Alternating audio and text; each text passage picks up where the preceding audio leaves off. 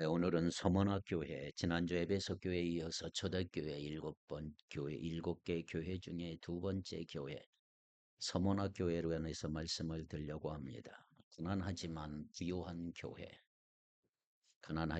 부유한 교회, 서문화교회의 특징이라고 할 수가 있습니다. 지금의 중국 교회는 현재 심각한 박해와 통제 아래 있고 교회가 철거되거나 폐쇄되는 등의 어려움을 겪고 있는 것이 중국 교회의 현실이라고 할 수가 있습니다. 제가 몇 년 전에 중국에 있는 신학교에서 강의를 한 적이 있습니다. 직접 중국의 지하교회, 가정교회를 가보고 느낀 점은 뭐냐 하면 중국의 지하교회가 한국교회보다는 영적으로 더 부자다라고 하는 느낌이 있었습니다. 경제적인 면을 보면 분명 한국교회가 부자고 더 잘 살지요. 하지만 중국 공산당은 교회에서 헌금을 못하도록 막고 있습니다. 그 대부분의 교회 지도자들은 직업을 가지고 있으면서 교회를 섬겼습니다. 그러니 중국 교회는 가난할 수밖에 없는 것입니다. 강의를 하는데 교회 창문에 유리도 없고 비닐로 막아 놓아서 한겨울에 바람이 부니까 금방 떨어지는 것을 보았습니다. 중국에는 현실 여건상 두 종류의 교회가 공존하고 있습니다. 하나는 공인된 교회, 중국 정부에서 공인된 교회, 삼자교회가 있고 지하교회, 중국 정부에서 인정하지 않는 가정교회가 있습니다. 그러니까 공인교회는 정부에서 인정하는 교회입니다. 삼자교회. 건물도 있고 목사도 있고 정부의 자금 지원도 받습니다. 반면에 지하교회는 어느 가정집 골방 혹은 바위산 속에서 여기저기 비밀로 모이는 교회가 가정교회입니다. 물론 건물도 따로 없습니다. 그러나 이 지하교회들 가운데는 교인이 무려 300명씩 모이는 교회도 있습니다. 그러니까 교회 전체 통계로 보면 중국의 삼자교회는 각 도시에 하나씩 있는가 하면 대부분은 지하교회, 가정교회라고 말할 수가 있습니다. 그런데 이 공인교회에서는 말을 하면 안 되는 금령이 내려져 있습니다. 삼자교회에서는 안 되는 설교, 금령이 뭐냐? 첫째는 예수님이 다시 오신다는 말을 하면 안 됩니다. 두 번째는 교회의 머리는 예수 그리스도라 말하지 말라는 것입니다. 그리스도를 만왕의 왕이라 말하지 말라. 교회의 머리는 공산당이다. 이렇게 가르치라는 것입니다. 세 번째, 요한계시록을 본문으로 설교하지 말라는 것입니다. 다시 말하면 종말론적인 메시지를 주제로 설교하지 말라는 거죠. 공인교회, 삼자교회가 이 같은 제지를 받으니까 가정교회, 지하교회에서는 당연히 이 금지된 세 가지 주제를 열심히 설교를 하기 시작을 합니다. 그래서 지하교회, 가정교회 교인들은 주님이 다시 오실 거라고 하는 이 메시지를 열렬히 사모하고 한국의 극동방송을 열심히 청취하고 있습니다. 지하교회에서는 종말론적인 메시지를 복음의 중심으로 하고 교회를 확장시켜 나가고 있고 철저한 그리스도 중심적 신앙생활을 하고 있는 것입니다. 지난주 에베소 교회에 이어서 오늘 본문은 주님께서 서머나 교회에 관해서 말씀하고 있습니다. 우리가 서머나 교회를 8절부터 11절까지 읽었지만 뭐런 특별함을 여러분들이 찾을 수 있습니까? 8절부터 11절. 다른 6교회에 비해서 분량이 좀 작아요. 8절부터 11절까지 4절밖에 되지 않습니다. 제가 세번역 성경으로 여러분 한번 읽어볼 테니까 여러분 한번 8절부터 11절까지 눈으로 한번 쫙 읽어보십시오. 서문학교의 심부름꾼에게 이렇게 써 보내라. 처음이요 마지막이요 죽으셨다가 살아나신 분이 이렇게 말씀하신다. 나는 내가 당한 환난과 궁핍을 알고 있다. 그런데 사실 너는 너무나 부요하다. 자칭 유대 사람이라는 자들에게서 내가 비방을 당하고 있는 것도 나는 알고 있다. 그러나 사실 그들은 유대 사람이 아니라 사탄의 무리다. 내가 장차받을 고난을 두려워하지 말아라. 보아라, 악마가 너희를 시험하여 넘어뜨리려고 너희 가운데서 몇 사람을 감옥에다 집어넣으려고 한다. 너희는 열흘 동안 환난을 당할 것이다. 죽도록 충성하라. 그리하면 내가 생명의 면류관을 너에게 주겠다. 귀가 있는 사람은 성령이 교회들에게 하시는 말씀을 들어라. 이기는 사람은 둘째 사망의 해를 받지 않을 것이다. 아멘. 그렇게 되어 있습니다. 그렇다면 서문학교에 하시는 말씀이 다른 교회에 비해서 적은 것 왜 적을까요? 하나님은 그들을 향한 사랑이나 관심이 부족해서가 아니고 서문학교에 하시는 말씀이 짧은 이유는 책망이 없기 때문에 그렇습니다. 서문학교에는 주님이 책망한 적이 없어요. 여러분 이제 앞으로 살펴보겠지만 7교회 가운데 2교회가 5교회는 책망을 받았고 2교회는 주님으로부터 책망을 받지 않았어요. 어느 교회인지 아십니까? 하나는 오늘 말씀드린 서머나교회, 그리고 다음에 말씀드릴 빌라델피아 교회. 2교회는 책망받지 않고 칭찬만 받았어요. 저는 우리 주님께 책망을 받지 않는 교회, 우리 교회도 그랬으면 좋겠습니다. 어떻게 하면 책망받지 않을까요? 서머나교회의 특징을 생각해 본다면 비결이 뭐냐? 고난이었습니다. 고난. 물론 7교회가 모두 다 고난을 받았지만 서머나교회는 특별히 더 심한 고난으로 어려움을 겪고 있었던 것입니다.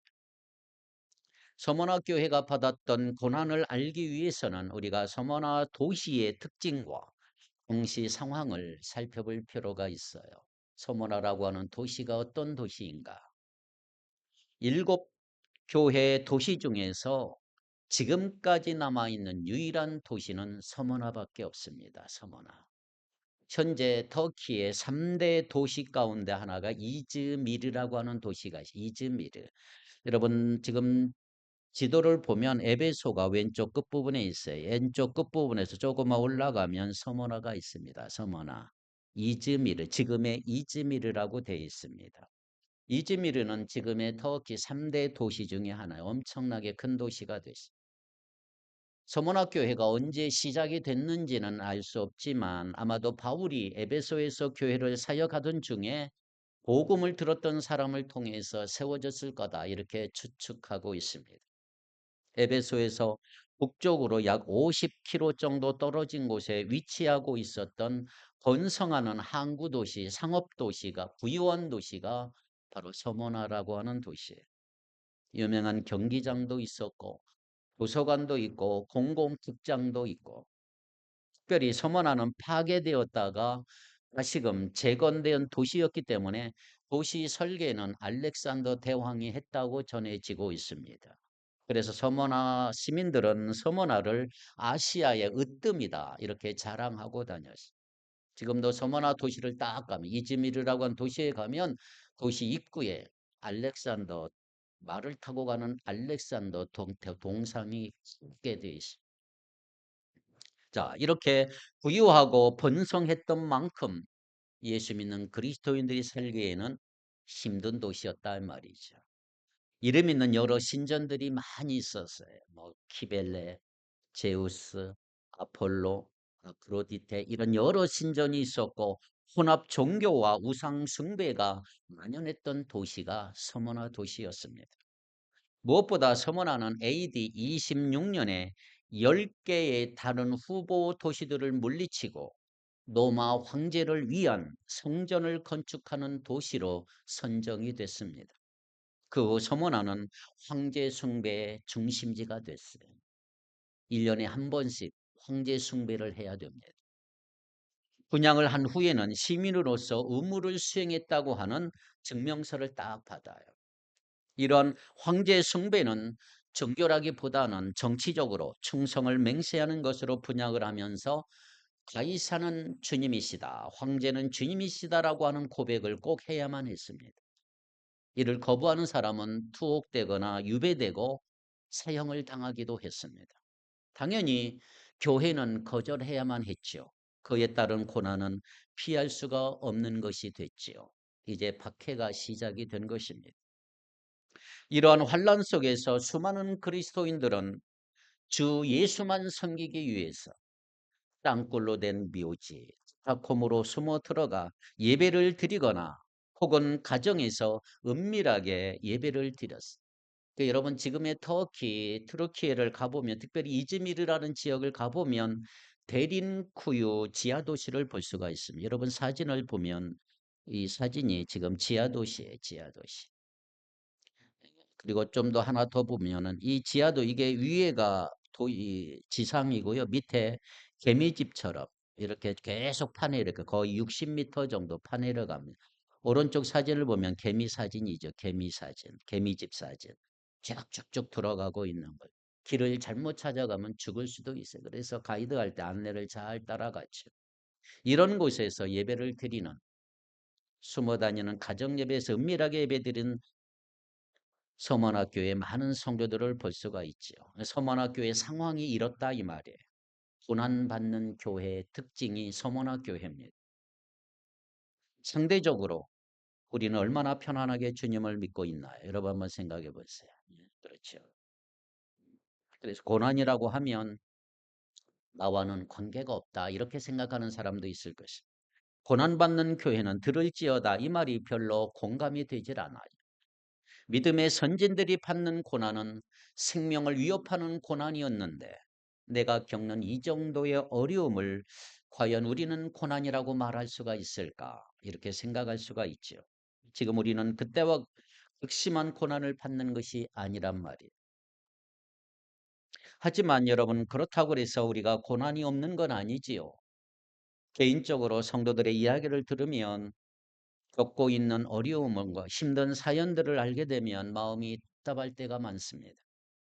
겉으로 보면 별일 없이 그냥 잘 지내는 것 같은데 정말 힘들게 자신에게 주어진 삶의 무게를 감당하고 계시는 분들이 많이 있습니다.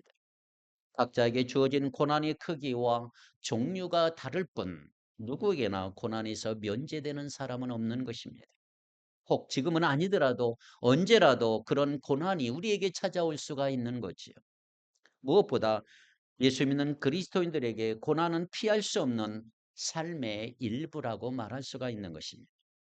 디모데후서 3장 12절을 보겠습니다. 디모데후서 3장 12절 시작. 무릇 그리스도 예수 안에서 경건하게 살고자 하는 자는 뭘 받아요? 박해를 받으리라. 우리 예수 믿는 그리스도인들은 박해를 결코 받을 수밖에 없는 그냥 덜렁덜렁 나이롱 신자들은 별 고난도 없을 거예요. 그러나 경건하게 예수 안에 살고자 하는 자들은 박해를 받는다. 핍박이 있다. 우리는 주님께서 고난을 받는 서문학교에게 하신 이 말씀을 통해서 고난받는 우리가 그러면 어떻게 해야 하는가? 그걸 좀 오늘 배우려고 합니다. 먼저 주님은 고난받는 교회에게 먼저 위로의 말씀을 주셨어요. 위로의 말씀. 2장 9절을 보겠습니다. 2장 9절. 내가 내 환난과 궁핍을 알거니와 실상은 내가 부요한 자니라. 내가 내 환난과 궁핍을 알거니와 실상은 내가 부요한 자다. 이걸 어순대로 원래 원어예요. 헬라어 어순대로 하면 내가 안다는 말을 먼저 시작했어요. 내가 안다. 내 환난과 궁핍을. 당시 상황을 이렇게 한번 생각해 보세요. 상상해 볼까요? 서머나 교회 사도 요한이 보낸 요한계시록 편지가 딱 전달이 됐어요. 그래서 이 고난 가운데 있는 성도들이 조심스럽게 한자리에 딱 모였어요. 모이고 보니까 생사를 알 수 있는 성도들의 빈자리가 크게 느껴지지 않았을까. 다른 말은 하지 않아도 서로가 어떤 고난을 겪고 있는지를 서로가 너무나 잘 알고 있는 거예요. 그런 상황 속에서 서머나교회에게 하시는 주님의 말씀이 들려지는 거예요. 내가 안다. 너희가 당하는 환난과 궁핍을 내가 다 알고 있다. 그 주님의 메시지에 얼마나 위로를 받았을까. 서머나 교회는 황제 숭배를 거절했고 그로 인해서 시민의 자격을 잃어버렸기 때문에 경제적인 활동을 할 수 없었고 사회적 지위를 얻을 수가 없었어요. 생계를 유지하는 데 큰 어려움을 겪었고 경제적으로 너무나 궁핍했단 말이에요. 특별히 서문학교회가 이러한 고난을 당하는 데 있어서 1등 공신이 누구냐 하면 유대인의 비방이었어요. 유대인들이 너무나 비방하고 다녔어요. 오늘 본문에 그렇잖아요. 자칭 유대인이라 하는 자들의 비방이 있었다. 유대인들은 교회를 적대시하고 무시하고 비방하고 다녔어요. 9절에 보세요. 나는 네가 당한 환난과 궁핍을 알고 있다. 그런데 사실 넌 부요하다. 또 자칭 유대 사람이라는 자들에게서 내가 비방을 당하고 있는 것도 나는 알고 있다. 유대인들이 거절한 예수를 따르는 교회들은 그들의 눈에 가시와 같았단 말이에요. 우리가 사도행전을 읽어보면 그런 모습을 잘 볼 수가 있어요. 유대인들은 교회를 비방하고 로마 관리들에게 고발하기를 아주 잘했잖아요. 특별히 황제 숭배의 중심지인 이 서머나에 크고 작은 유대 회당들이 있었는데 교회를 적극적으로 핍박했던 수많은 유대인들이 활동을 하고 있었어요. 유대인들은 여러 거짓으로 교회를 비방하기 시작을 했고 교회가 황제 숭배를 거절했다는 사실을 고발하기 시작을 했어요. 그러니까 로마에서는 난리 난 거예요. 황제 숭배를 거절하는 거 엄하게 다스리기 시작을 했어요. 그럼에도 불구하고 특별히 유대교에 대해서는 로마가 그 종교를 인정해 줬어요. 로마교에서. 유대교는 유대교.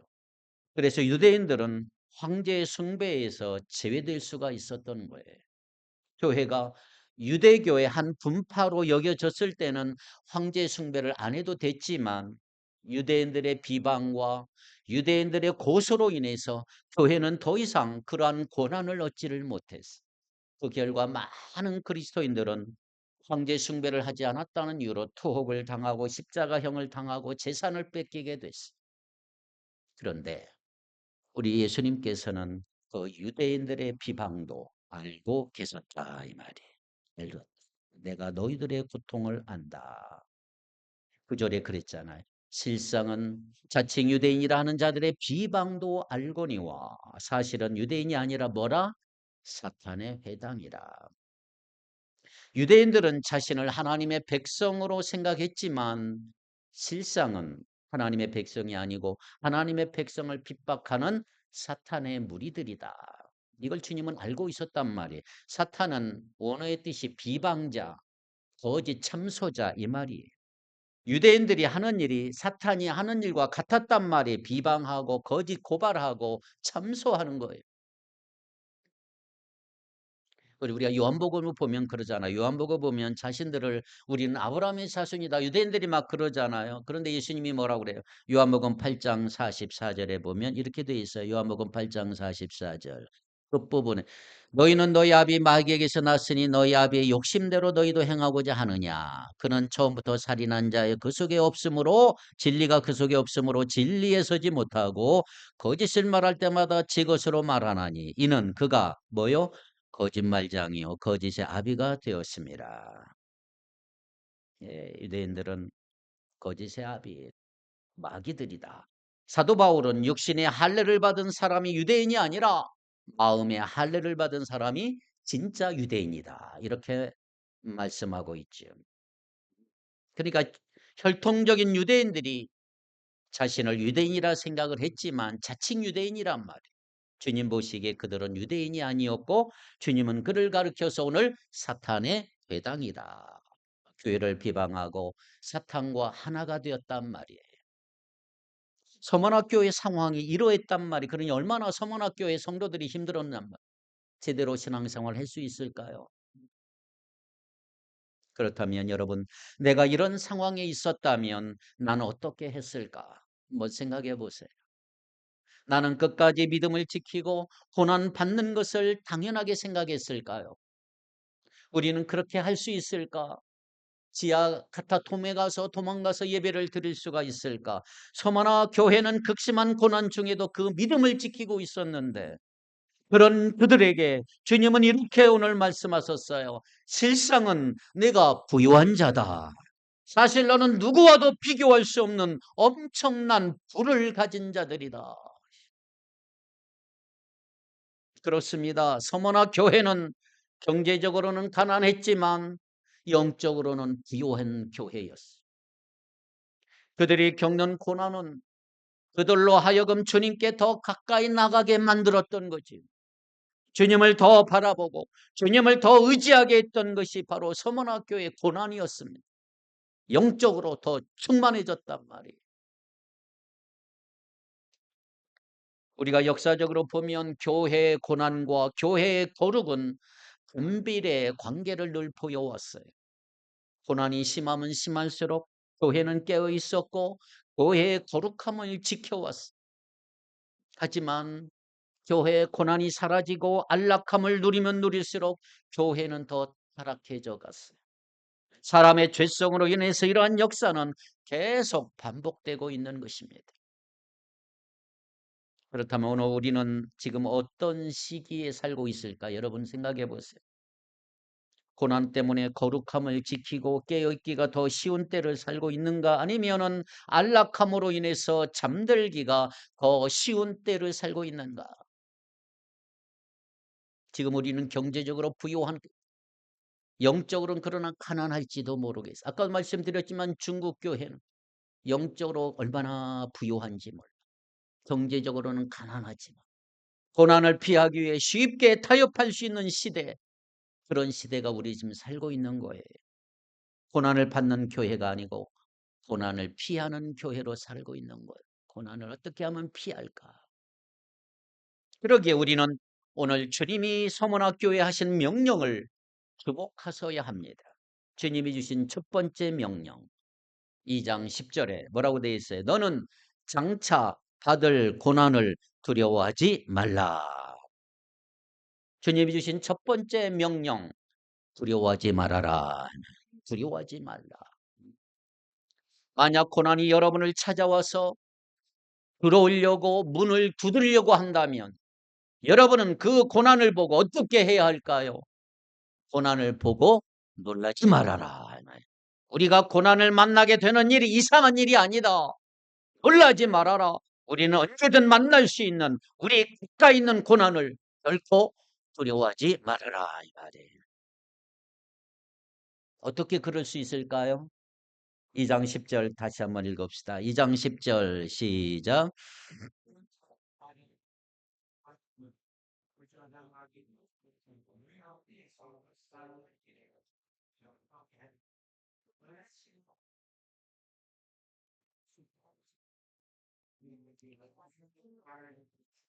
아멘.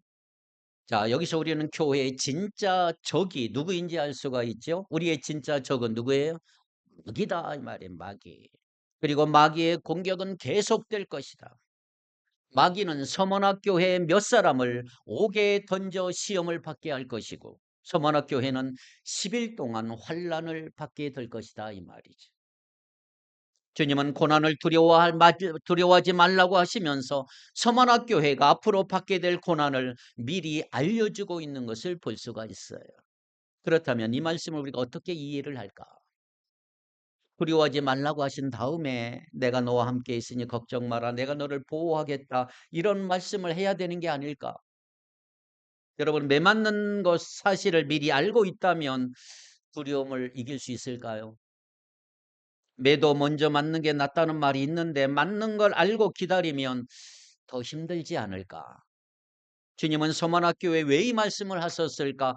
고난받고 있는 교회에게 왜 앞으로의 고난까지 미리 말씀을 하셨을까? 그것은 우리가 구약의 욥의 고난을 생각하면 이해하는 데 도움을 얻을 수가 있어요. 자, 욥은 자신이 왜 고난을 받는지 잘 몰라요. 하지만 우리는 욥이 고난받기 전에 하늘에서 있었던 일을 알고 있어요. 뭐라고 그랬어요? 욥이 받는 고난의 배후에는 누가 있어요? 사탄이 있었단 말이에요. 마귀 사탄, 원수 마귀 사탄이 있었어요. 욥의 고난은 누가 한 거예요? 사탄이 한 일이에요. 그런데 우리가 놓지 말아야 될 게 바로 이거예요. 그것은 그 모든 일이 하나님의 주권 아래 벌어진 일이다. 할렐루야. 사탄이 아무리 그 능력을 자랑하며 날뛴다 하더라도 한계가 있다 이 말이에요. 하나님은 마귀가 할 수 있는 일의 한계를 정해 놓으셨어요. 욥에 대해서는 생명만은 해하지 말아라. 한계를 딱 만들어 놨어. 그러니까 욥이 마귀가 욥을 못 살게 했지만 결코 죽이지는 못하는 거예요. 사탄은 하나님이 정하신 한계를 결코 벗어날 수가 없는 거죠. 그렇다면 서머나 교회가 장차 받게 될 고난 어떠한다고 그랬어요? 교회 전체가 아니고 몇 사람으로 범위가 제한되어 있었죠. 그리고 그 기간이 있어서도 10일로 제한되어 있는 것을 발견합니다. 혹독한 고난의 시간이 되겠지만 제한된 시간이지요. 영원히 계속되지는 않아요. 하나님이 허락하신 범위 안에서 벌어지는 일이라고 하는 것을 기억하셔야 합니다. 고린도전서 10장 13절 한번 볼까요? 고린도전서 10장 13절 사람이 감당할 시험밖에는 너희가 당한 것이 없나니 오직 하나님은 미쁘사 너희가 감당하지 못할 시험 당함을 허락하지 아니하시고 시험 당할 즈음에 또한 피할 길을 내사 너희로 능히 감당하게 하시느니라. 그래서 우리는 고난을 두려워하지 않을 수 있다 이 말이에요. 그 모든 것이 하나님의 주권 아래에서 다 벌어지는 일이기 때문에 고난이 온다면 두려워하지 말아라. 하나님은 고난까지도 선하신 뜻대로 사용하셔서 우리를 성장시키고 우리의 삶의 불순물을 다 제거하시고 주님을 닮은 자로 만들어 가시는 줄 믿습니다. 고난을 통해 하나님을 예배하기에 합당한 자로 우리를 빚어가신다 이 말이죠. 10일 후에 고난이 있어요. 그러나 여러분 11일 후에 11일이 있다 이 말이에요. 11일 11번째 날이 올 줄로 믿습니다. 그러하기에 우리는 이어지는 또 하나의 주님의 명령을 꼭 주목하셔야 합니다. 주님의 주권 아래 있는 고난을 두려워하지 말고 어떻게 해라고요? 10장 2장 10절 내가 죽도록 충성하라. 그리하면 내가 생명의 관을 내게 주리라. 주님의 두 번째 명령 죽도록 충성하라. 어쩌면 이 명령이 우리에게 좀 특별하게 들릴 수가 있고 부담스러운 명령으로 들릴 수가 있어요. 하지만 서머나 교회는 이 명령이 특별하게 들리질 않아요. 왜냐하면 그들 주변에서 경험할 수 있는 일이었고 그들이 겪고 있는 고난이라고 할 수가 있죠. 그들은 주님을 향한 믿음을 지키기 위해서 자기 목숨을 걸어야 했던 것입니다. 그런 충성에 대해서 주님은 생명의 관을 약속하셨어요. 죽도록 충성하라. 내가 생명의 면류관을 주리라. 주님께서는 충성에 대한 보상을 약속하셨다. 충성하기만 해라. 생명의 면류관을 씌워주겠다. 우리가 주님께 충성할 때 그 충성은 우리를 세상과 구별되게 하는 특징이 있어요. 우리는 세상 철학과 논리가 아니고 사람들의 사상과 관습이 아니라 주님께 충성하고 주님을 따르는 것입니다. 그래서 충성은 믿는 자의 특징이고 교회의 거룩이다 이 말이에요. 교회가 세상의 빛과 소금의 역할을 다하기 위해서는 그 빛을 발하고 그 맛을 잊지 않기 위해서는 충성이 필요한 것입니다. 어느 정도 죽음에 이르기까지. 죽음조차도 충성을 막을 수가 없는 것이죠. 주님은 신약 성경에 이렇게 말씀하셔서 제자들에게 마태복음 16장 24절에 뭐라고 돼 있죠?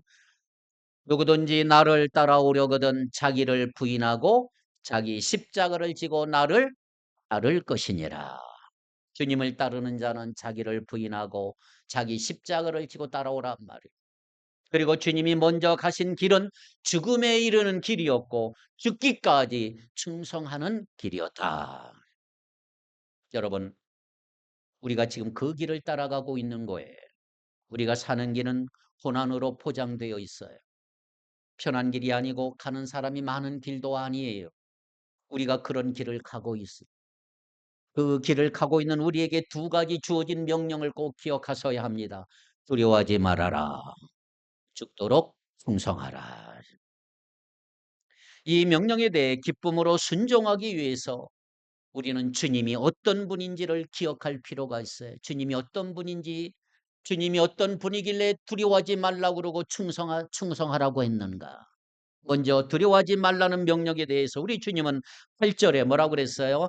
처음이며 마지막이요. 처음이요 마지막이요. 우리 주님은 알파와 오메가이시다.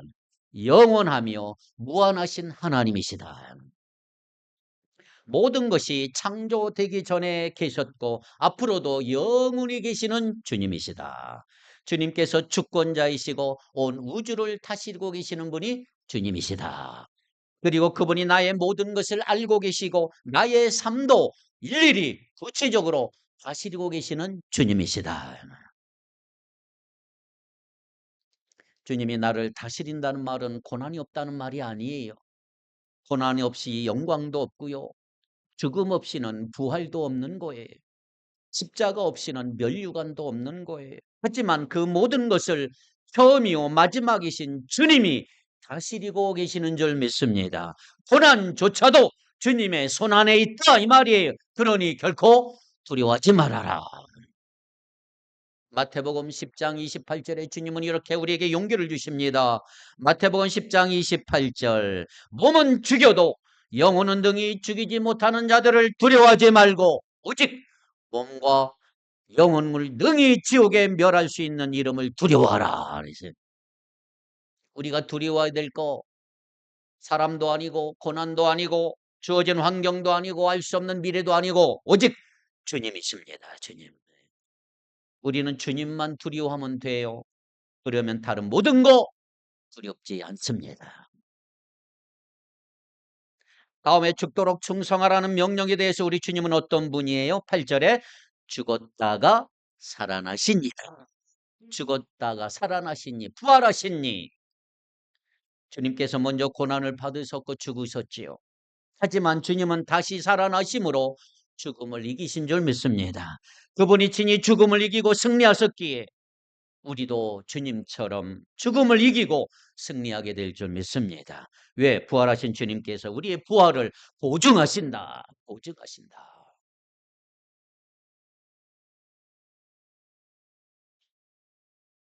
그렇다면 여러분 우리가 주님을 생각할 때 고난 중에도 충성하고 싶지 않습니까? 고난 가운데 충성할 때 우리가 당하는 고난은 영광으로 열매 맺게 될 줄 믿습니다. 고난으로 심고 영광으로 거두는 것입니다. 충성이 그걸 가능하게 한다는 거예요. 충성이. 여러분 고난받을 때는 앞이 잘 보이지 않고 어둡게만 보일 수 있지만 고난이 가져오는 훗날의 영광을 생각하고 고난 넘어 바라보면 극도록 충성하라고 하는 명령에 대해서 우리가 아멘으로 화답할 수가 있게 될 것입니다. 우리의 삶으로 우리의 생명으로 고난에 동참할 수가 있는 거지요. 여러분 고난이 할 수 있는 가장 강력한 공격이 뭐라고 생각하세요? 아마도 우리 생명을 빼앗는 거라고 말할 수 있을 거예요. 죽음이죠. 고난이 강력하면 죽을 수도 있어요. 하지만 영혼을 빼앗을 수는 없지요. 주님께서 영원한 생명을 우리에게 보장하시는 줄 믿습니다. 2장 11절 계시록 2장 11절 시작.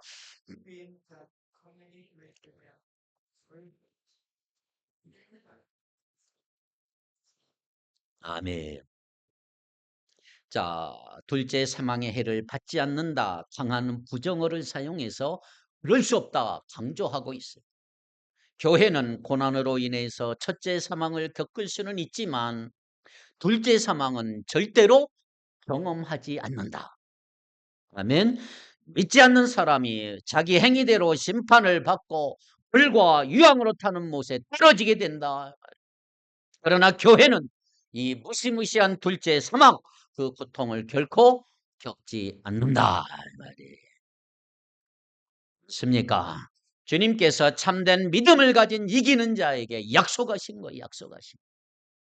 참된 믿음을 가진 자는 고난을 통해 살아있는 믿음이 입증될 것이고 이기는 자로서 고난을 두려워하지 않고 고난 가운데 충성하게 될 것입니다.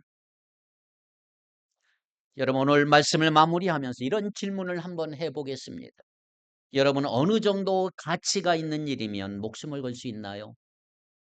여러분이 그만큼 가치 있다고 확신하는 게 뭐예요? 목숨 걸 만한 가치 있는 게 뭘까? 정말 목숨을 거는 것이 아니지만 마치 목숨을 거는 것처럼 여러분이 애정을 쏟고 시간을 쏟고 힘을 다하여 수고하고 있는 게 뭘까요? 여러분이 그렇게 충성하고 있는 대상이 무엇입니까? 그 대상이 주님이 아니라면, 주님이 명하신 일과 관계없다면 헛된 것입니다. 보십시오.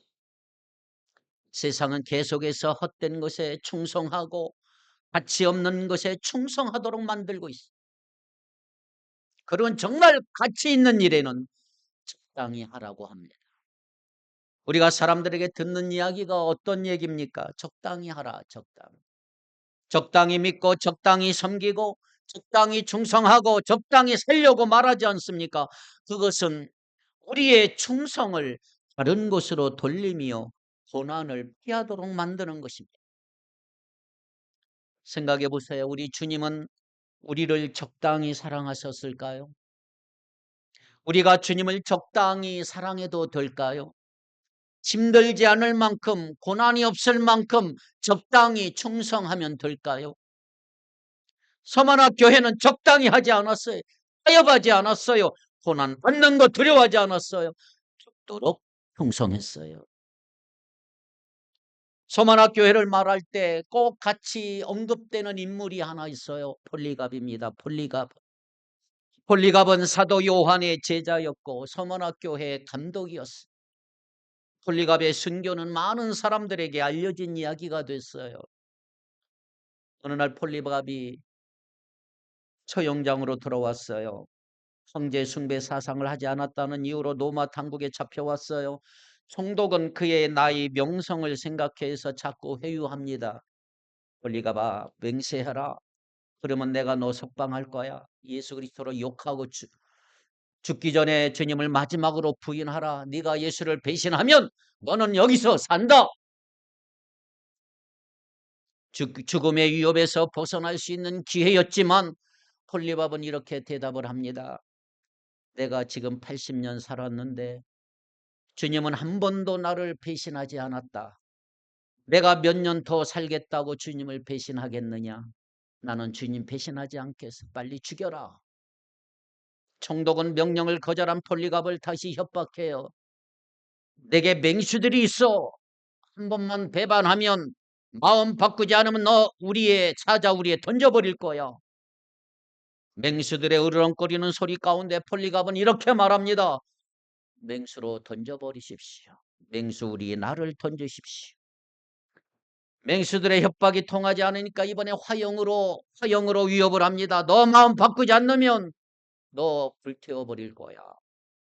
그러자 폴리갑은 이렇게 말합니다. 당신은 잠시 타다 소멸되는 불을 가지고 나를 위협하는군요. 그런데 당신은 악한 자들을 위하여 예비된 심판과 영원한 형벌의 불을 알지 못하고 있군요. 왜 지체합니까? 나를 저 화영장으로 불태워버리십시오. 속히 하십시오. 그렇게 폴리갑은 화형을 맞이해 죽음을 맞이했습니다. 폴리갑은 주님의 명령 그대로 죽도록 충성한 것입니다. 예화에 의하면 화형을 당하니까 폴리갑이 타지를 않는 거예요. 불에 타지를 않아요. 그래서 목 베어 죽였다. 그런 전설이 전해내려요. 잠시 타다가 사라지는 불은 폴리갑의 충성을 꺾을 수가 없는, 영원히 꺼지지 않는 불에서 건져주신 주님 어떻게 배반할 수 있을까? 어떻게 부인할 수 있을까? 더 중요한 게 뭔지 아세요? 서머나 교회는요, 현재에도 존재하고 있는 유일한 교회. 아침에 말씀드렸죠. 서론에 말씀드렸죠. 일곱 교회 중 6개 교회는 없어졌지만 서머나 교회는 지금도 있어요. 여러분 그림을 보세요. 제가 재작년에 갔을 때 이 서머나 교회를 보고 참 감동이 되더라고요. 폴리갑이 심호했던 교회, 이 교회가 폴리갑이 심호했던 교회. 그러니 몇 년이 됐어요? 2000년이 넘었잖아요. 2000년이 넘은 교회입니다. 지금. 우리가 갔을 때는 문이 닫혀 있어서 안을 볼 수가 없어요. 여러분 인터넷을 보면 안도 이렇게 돼 있어요. 폴리갑이 심호했던 2000년 전의 교회, 이유가 뭔지 아세요? 폴리갑의 순교자의 피가 있었기에 오늘날까지 존재하고 있었다 이 말이에요. 그렇다면 여러분에게 주님은 어떤 분인가요? 주님은 살아났다가 죽었다가 살아나신 분이다.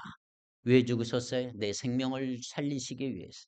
우리를 살리시기 위해서. 우리를 죽음에서 건지시려고 우리를 대신해 죽으셨고 죽음에 있던 우리를 생명으로 옮겨주신 줄 믿습니다.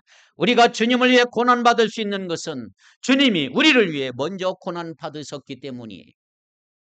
주님의 죽음으로 우리가 생명을 얻었기에 우리가 그 생명으로 죽음을 이길 수가 있는 거예요. 그래서 우리가 때로 이해할 수 없는 고난을 만난다 할지라도 두려워하지 않고 계속해서 충성할 수가 있는 것입니다. 주님을 위해 고난당하는 분 계신가요? 세상에서 가장 부유한 자임을 자처하고 자랑하셔도 됩니다. 그러나 주님을 위해 고난당하신 것이 없는 분, 고난을 피해 미꾸라지처럼 왔다 갔다 하는 분 여기 계신가요? 세상에서 가장 초라한 인생임을 자처하고 자신의 소유나 업적을 자랑하지 마십시오. 오늘 내가 가장 가난하면서 가장 부유할 수 있는 이 삶의 비밀을 간직하고 살아가는 저와 여러분이 되기를 간절히 축복합니다. 기도하겠습니다. 하나님 아버지, 기꺼이 주님을 따르기 위해 모든 것을 포기하고 심지어 생명까지 주님의 제단에 드렸던 서머나 교회 그리스도인들의 믿음의 부요함을 우리가 바라보기를 원합니다. 이 땅의 것만 바라보는 근시안적인 그리스도인이 아니라 영원한 것을 바라볼 수 있는 천리안의 눈을 열어주시고 이 땅의 부유한 자리 아니라 하나님 나라의 부유한 믿음의 사람들로 살아갈 수 있는 용기를 덧입혀 주옵소서.